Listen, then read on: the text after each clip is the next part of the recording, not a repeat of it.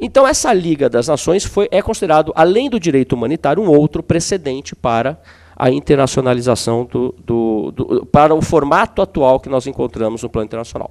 Um terceiro precedente muito importante e que talvez tenha gerado mais resultados do que a própria Sociedade das Nações é a Organização Internacional do Trabalho, também criada após a Primeira Guerra Mundial.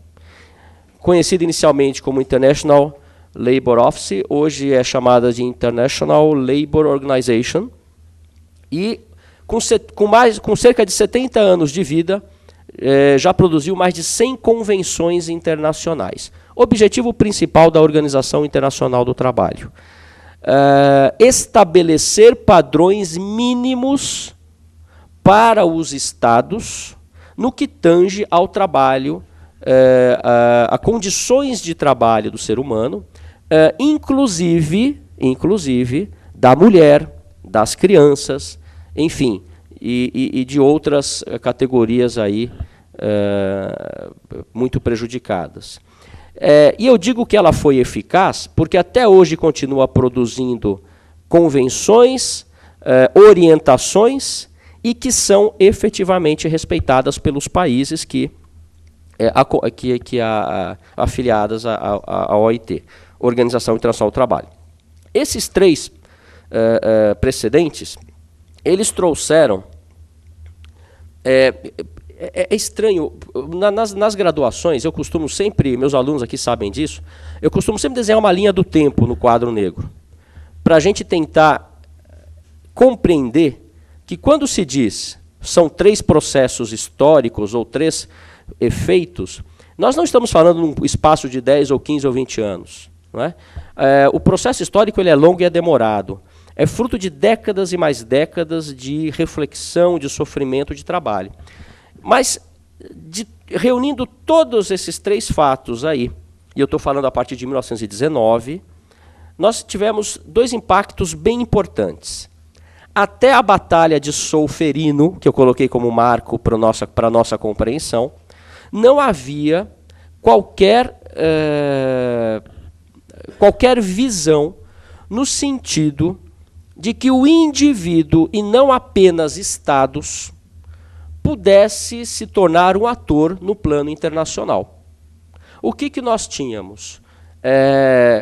E temos ainda, claro, tratados, convenções, etc., mas que vinculam estados e não pessoas.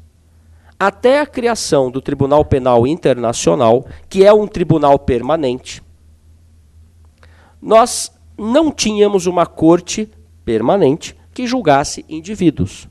A Corte Internacional de Justiça, que compõe a ONU, compõe a estrutura da ONU, a Corte Interamericana de Direitos Humanos não julgam indivíduos, julgam estados. Né? O exemplo mais recente que nós temos aqui no Brasil é a criação, a edição da Lei Maria da Penha, que resultou de um processo que correu nos foros interamericanos de direitos humanos.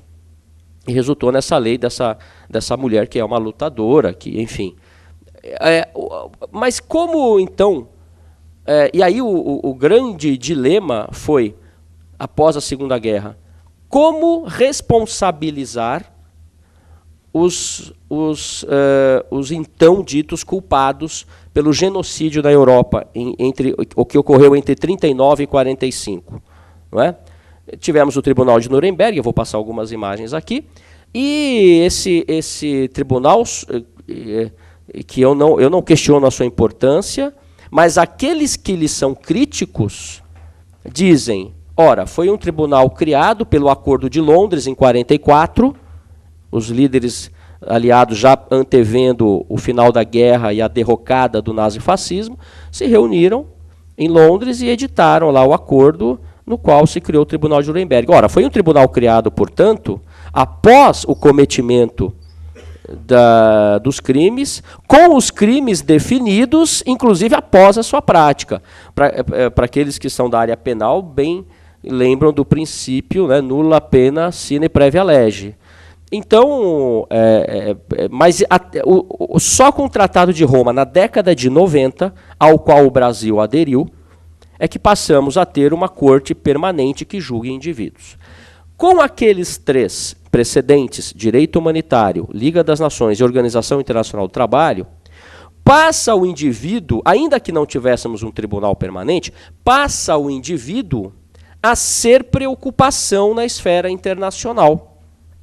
Ora, se eu estou preocupado com um soldado ferido num combate, se eu estou preocupado com um trabalhador, se eu estou preocupado em garantir a integridade territorial e independência política dos países independentes e soberanos, eu estou preocupado com o indivíduo. Sendo que nesse último precedente, disse sobre ele, né?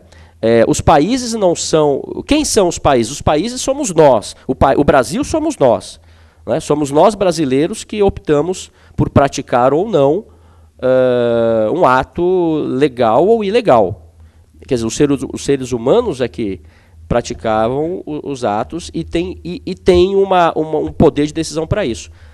Tanto é que não era aceito no Tribunal de Nuremberg pelo Acordo de Londres a desculpa de que, olha, eu pratiquei um ato porque eu obedeci um comando vindo de um superior. No Acordo de Londres foi dito que esta tese não seria aceita. Quando muito seria aceita para minorar a aplicação de uma penalidade. Então, isso foi muito questionado. Então, a primeira consequência desses precedentes foi essa. O indivíduo passa a ser um ator, um sujeito de direitos e não apenas objeto no plano do direito internacional dos direitos humanos. E mais, hein? Para aqueles que gostam do processo, nós sabemos que o processo hoje ele é mais do que instrumento. O direito processual hoje é garantia fundamental. É considerado direito fundamental. O direito à ampla defesa, por exemplo.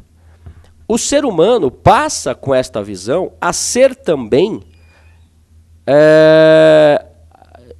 titular de direitos processuais no plano internacional. Aí eu volto àquela minha colocação no começo da exposição. Como pode hoje um advogado aqui no Brasil atuar nesse setor?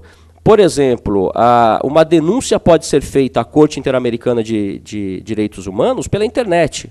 Eles têm um formulário onde a pessoa acessa e denuncia, olha, um caso X, sem punição, sem sancionamento, ocorrido aqui no Brasil, está em curso, etc. Há toda uma estrutura acessível hoje.